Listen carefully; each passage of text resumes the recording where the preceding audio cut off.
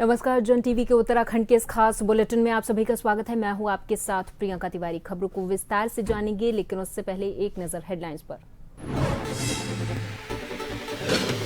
हिंदी दिवस पर सरकार की बड़ी घोषणा, प्रदेश के साहित्यकारों को साहित्य भूषण पुरस्कार देगी राज्य सरकार। 5 लाख की राशि दी जाएगी।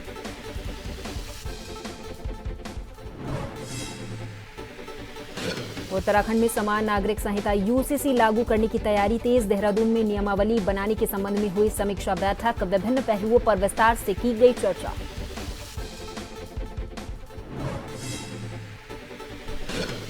डोईवाला में लकड़ी तस्करों का कारनामा, चंदन के हरे पेड़ काटकर हुए फरार, पहले भी काटे जा चुके हैं पेड़।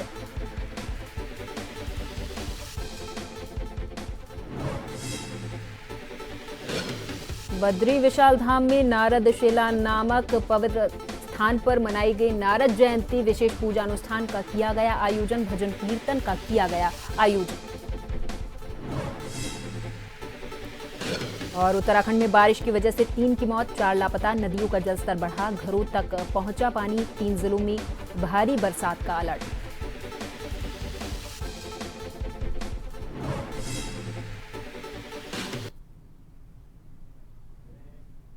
पर देहरादून में उत्तराखंड भाषा संस्थान के द्वारा आयोजित एक कार्यक्रम में मुख्यमंत्री अतिथि पहुंचे। मुख्यमंत्री पुष्कर सिंह धामी ने सभी देश और प्रदेशवासियों को हिंदी दिवस की शुभकामनाएं दी हैं और कहा है कि राज्य सरकार हिंदी साहित्य के क्षेत्र में काम करने वाले लोगों के लिए अलग अलग योजनाओं पर काम कर रही है और प्रदेश में साहित्य के क्षेत्र में योगदान देने वालों को सरकार सम्मानित भी कर रही है, जबकि साहित्य के क्षेत्र में सरकार साहित्य गौरव सम्मान देती थी और अब साहित्य भूषण के साथ लाइफ टाइम अचीवमेंट अवार्ड का भी प्रावधान करने जा रही है। मुख्यमंत्री ने आगे कहा कि सरकार चाहती है कि आने वाले दिनों में हिंदी का बड़े पैमाने पर प्रचार प्रसार किया जाए, जिससे युवाओं के बीच हिंदी को अलग जगह मिले।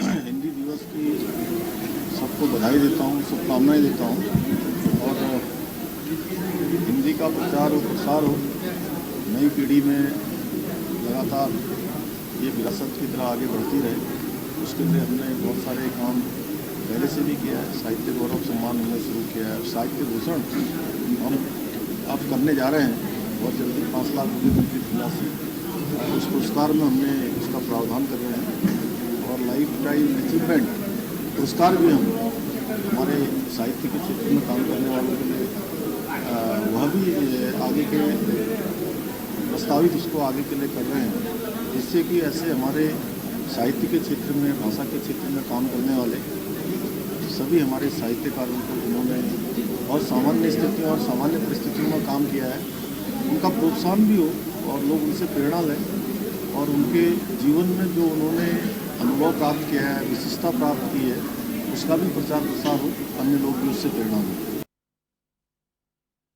जम्मू कश्मीर की सांबा विधानसभा सीट पर भाजपा प्रत्याशी के लिए चुनाव प्रचार करके देहरादून लौटे मुख्यमंत्री पुष्कर सिंह धामी ने कहा कि जम्मू कश्मीर में प्रचार के दौरान वहां के लोगों में उन्होंने महसूस किया है कि वो विकास के लिए वोट करने वाले हैं। उन्होंने कहा कि देश के लिए श्यामा प्रसाद मुखर्जी की जो धारणा थी, उसके अनुरूप मोदी सरकार ने जम्मू कश्मीर से धारा 370 हटाने का जो ऐतिहासिक निर्णय लिया था, उसके बाद जम्मू कश्मीर काफी शांत और अलग दिखाई दिया। उन्होंने कहा कि लोकसभा चुनाव में जम्मू कश्मीर के लोगों ने 58% मतदान किया था और विधानसभा चुनाव में भी जम्मू कश्मीर के लोग शांति और अमन के लिए चुनाव करेंगे। उन्होंने कहा कि आज के दौर में जम्मू कश्मीर में पत्थरबाजी की घटनाएं नहीं होती और घाटी में टेरर की जगह अब टूरिज्म बढ़ गया है।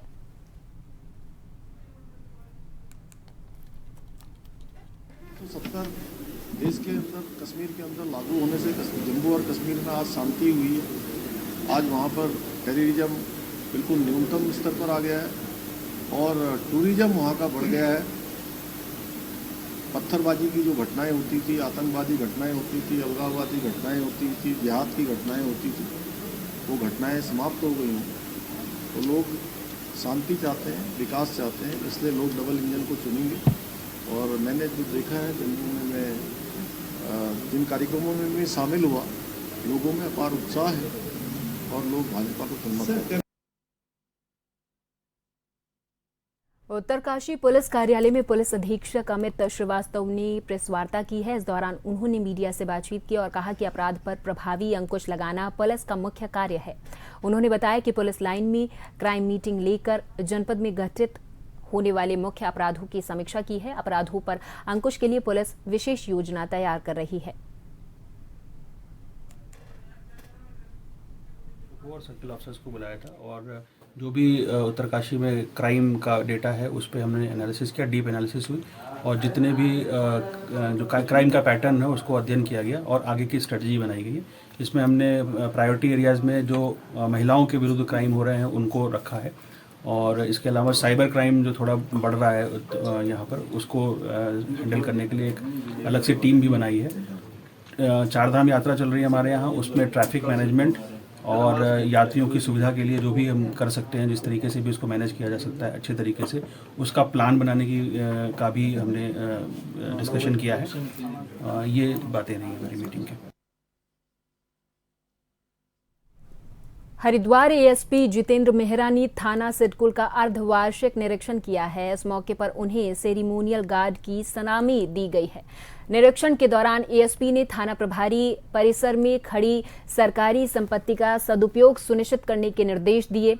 इधर एएसपी जितेंद्र मेहरा ने थाने में खड़े वाहनों की जानकारी लेकर लंबित माल और वाहनों के निस्तारण पर जोर दिया है। इसके साथ ही उन्होंने ग्राम अपराध रजिस्टर, गुंडा एक्ट रजिस्टर, एक्टिव लिस्ट और हिस्ट्री शीटर रजिस्टर भी चेक किया है। उन्होंने मालखाना की भी जांच की है और पाया है कि कुछ माल एक्सपायर हो चुका है। इसके निस्तारण के निर्देश भी उन्होंने दिए हैं।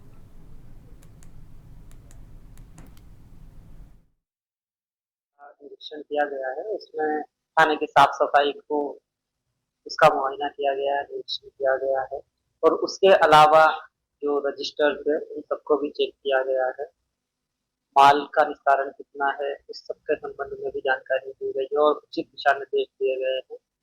और जो भी यहाँ पे जानवर आ सकते हैं माल के कारण, उस संदर्भ में भी बताया गया है कि प्रॉपर छिड़काव किया जाए दवाइयों का, ताकि सांप और बाकी कोई जानवर ना आ पाए तो सभी लोग सुरक्षित रह पाए। लीड सूचना को लेके हमने काफी कुछ गहनता से चर्चा की है। वो बताया है कि लगातार लिखा करें और रजिस्टर्स को सबको अवधित करें। हरिद्वार में अवैध रूप से संचालित हो रहे अस्पतालों पर स्वास्थ्य विभाग ने कार्रवाई शुरू करने की योजना बनाई है। मुख्य स्वास्थ्य अधिकारी आर.के. सिंह ने बताया है कि जिले में बिना पंजीकरण के चल रहे अस्पतालों की सूची तैयार की जा रही और जल्द से जल्द इन पर सख्त कार्रवाई भी की जाएगी। उन्होंने बताया कि जिले भर में लगभग 650 अस्पताल पंजीकृत हैं, जबकि कुछ अस्पतालों को 1 साल के अस्थायी अवधि के लिए स्वीकृति दी गई है। इस अवधि के बाद उन्हें नियमों के अनुसार पंजीकृत करना अनिवार्य होगा। चल रहे हैं, 15 सितंबर तक सब कुछ स्टेबल हो जाएगा और हमने नोडल अधिकारी भी चिन्हित कर दिए हैं इसके लिए और एक कार्रवाई गतिमान हो जाएगी। अभी परसों फिर एक दल ने 50,000 रुपये पेनल्टी जमा की। गली मोहल्ले में जो जो उनका बोर्ड लगा होता है उस बोर्ड में चेक करते हैं, यदि क्लिनिकल एस्टेब्लिशमेंट एक्ट में रजिस्ट्रेशन है कोई इशू नहीं, यदि उनका रजिस्ट्रेशन नहीं है तो उनके खिलाफ पेनल्टी की कार्रवाई भी की जाती है। यदि वहां पर जांच करते हैं तो देखते भी हैं कि उनकी क्वालिफिकेशन है कि नहीं, जिस लेवल के उन्होंने लगा रखे। डोईवाला में रानी पोखरी ग्राम पंचायत के भोगपुर गांव में लकड़ी तस्कर 2 लोगों के बगीचे और खेत से चंदन के हरे पेड़ काटकर फरार हो गए। हालांकि पीड़ित ने इस मामले में पुलिस को तहरीर दी है और कार्रवाई की मांग की है। बता दें कि इससे पहले भी कई बार क्षेत्र में चंदन के पेड़ काटे जा चुके हैं, जिससे अब क्षेत्र में काफी कम पेड़ बचे हुए हैं।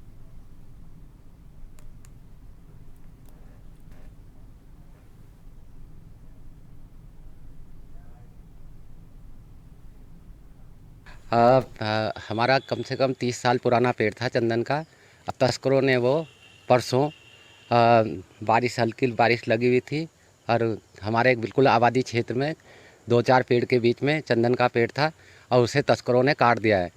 यहाँ ऐसी वो हो रही है क्योंकि 10:30-11 बजे तक हम भी अपने घर के चारों तरफ देख रेख करते हैं और यहाँ पे कोई एक लाइट लगी हुई है, फिर भी उनका हौसला ऐसा है कि उन्होंने ना लाइट देखी। हमारे घर की लाइट जली हुई है, सब कुछ जला हुआ है, फिर भी कुछ नहीं और ऐसे ही घर से पेड़ काट के ले गए।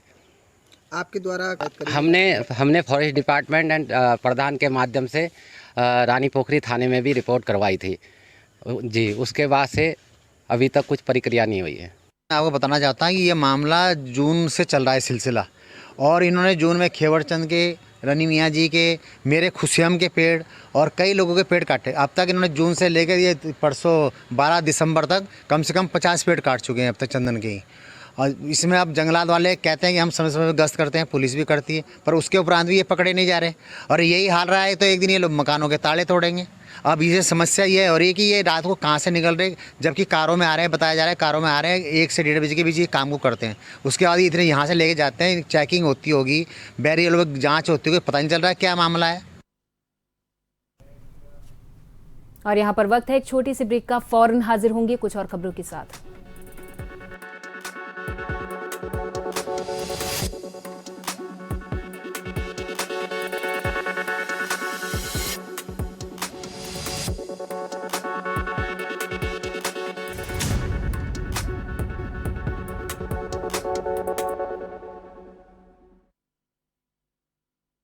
के बाद एक बार फिर से आप सभी का बहुत स्वागत है। हर साल की तरह इस साल भी भगवान बद्री विशाल के धाम में नारद जयंती मनाई गई है। नारद शिला नामक पवित्र स्थान पर नारद जयंती बड़े ही हर्षोल्लास के साथ मनाई गई है। इस मौके पर भगवान बद्री विशाल के धाम में विशेष पूजा अनुष्ठान का आयोजन किया गया, जहां नारद कुंड के पास भगवान देव ऋषि नारद की आरती की गई है। साथ ही भजन कीर्तन का आयोजन भी किया गया था।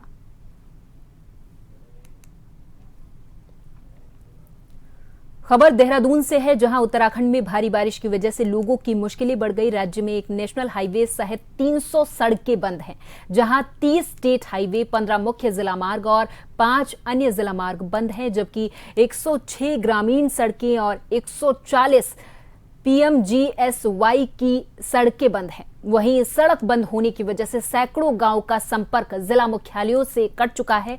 वहीं पहाड़ी इलाकों की अगर बात करें तो पहाड़ी इलाकों में सड़कों पर जगह जगह मलबा और बोल्डर आ जाने की वजह से मार्ग बाधित हुआ है। मौके पर बंद मार्गों को खोलने का प्रयास लगातार जारी है।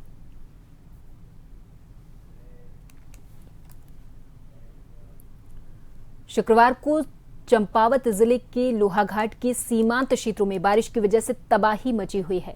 नेपाल सीमा से लगे क्षेत्र पंचेश्वर, मटियानी, कॉमलेडी आदि क्षेत्रों में बादल फटने की वजह से भारी तबाही मची हुई है। लोगों के अब घर भी खतरे की जद में आ चुके हैं। जहां ढोरजा में गौशाला ढहने से एक महिला की मौत हो गई, तो वहीं मटियानी में बादल फटने से गांव में मलबा घुस गया, यहां एक महिला की मौत हुई है, तो वहीं एक छात्र लापता है।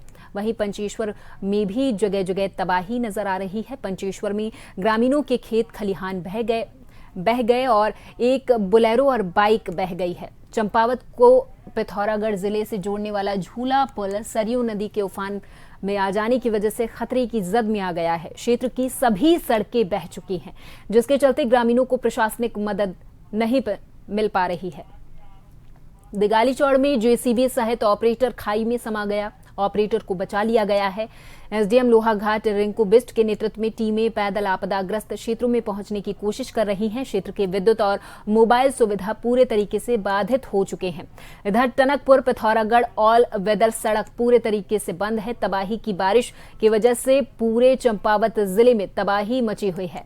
बारिश की वजह से ग्रामीणों की फसलें, खेत खलिहान सब बह गए। क्षेत्र की सड़कें पूरे तरीके से तबाह हो चुकी हैं।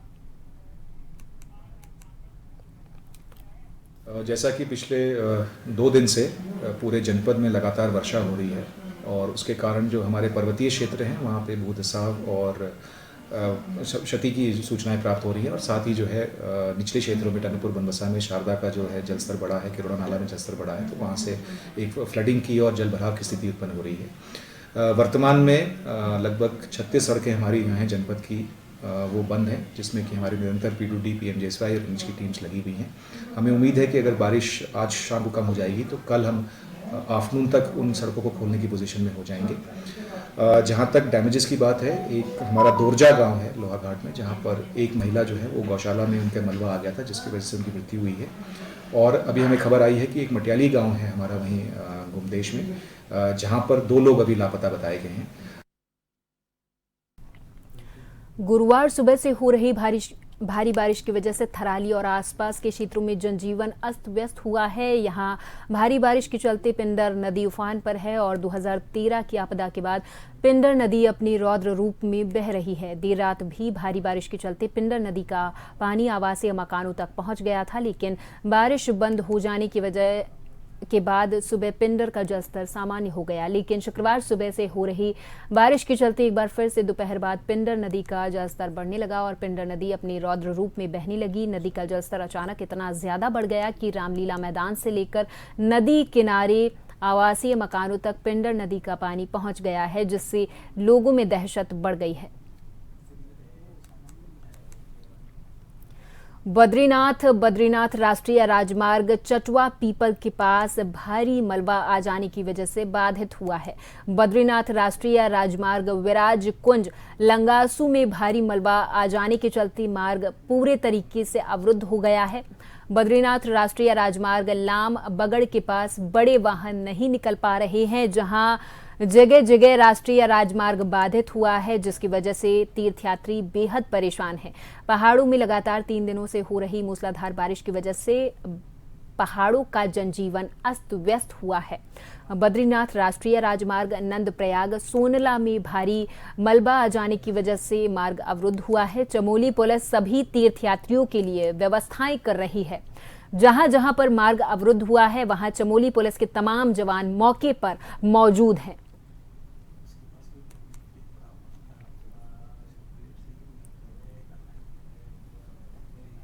पिथौरागढ़ के बेरीनाग विकास खंड के मनगढ़ में गुरुवार से लगातार हो रही बारिश के चलते पीपली में खड़िया खनन से बनी झील के टूटने से आए सैलाब की वजह से तलहटी में स्थित ग्राम मनगढ़ के 6 मकान मलबे में तब्दील हो गए और 8 मकान खतरे की जद में आए हैं। इसकी जानकारी मिलते ही जिलाधिकारी विनोद गिरी गोस्वामी और पुलिस अधीक्षक पिथौरागढ़ मौके पर पहुंचे और स्थिति का जायजा लिया है। प्रभावितों को राहत के तौर पर GIC चामाचौड़ में रहने की व्यवस्था की है।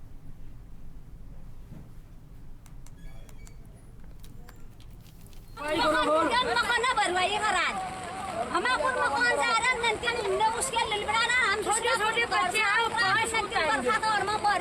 बिल्कुल हम उधर आया हुआ उधर हमें खड़िया बंद करा हम खड़िया बंद नहीं है उधर हमने खड़िया ठेकेदार ने हमारे पूरे 6 कमरे का मकान कल्याण सिंह देव सिंह का और नंदन सिंह और देव सिंह 2 भाइयों का 6 कमरे का मकान, शौचालय, गौशाला सारे खड़िया खनन के मलबा आने से सारे दबके चले गए और सारा अंदर सामान जो भी था वो सारा गया। ऊपर एक खनन लॉट था जो कि खड़िया खनन लॉट है, उसमें भारी भूस्खलन हुआ है। उसकी वजह से भूस्खलन और पेड़ गिरने की वजह से लगभग 6 मकान ध्वस्त हो चुके हैं और कुछ और मकानों को खतरा है। जितने भी लोग हैं उनको हम लोगों ने सुरक्षित जगह पर कल ही शिफ्ट कर दिया था और यहाँ पर रेवेन्यू टीम और पुलिस की जो बचाव टीम थी वो रात भर मौके पर थी। अभी हम लोग भी सुबह आए हैं, ग्रामीणों से मिले हैं जो इनको अहेतुक सहायता और जो भवन ध्वस्त होने पर जो मुआवजा होता है वो हम लोगों ने दे दिया है। प्रयास कर रहे हैं कि इनकी जो कठिनाई है उसको देखते हुए उनको यहाँ निकटवर्ती स्कूल में शिफ्ट किया जाए या इनको जो किराए की जो व्यवस्था होती है जो आपदा प्रबंधन के अंतर्गत है उसके तहत इनको यहाँ पर भी रहेंगे। और इसी के साथ इस बुलेटिन में फिलहाल के लिए मेरे साथ बस इतना ही। आप देखते रहें जन TV। नमस्कार।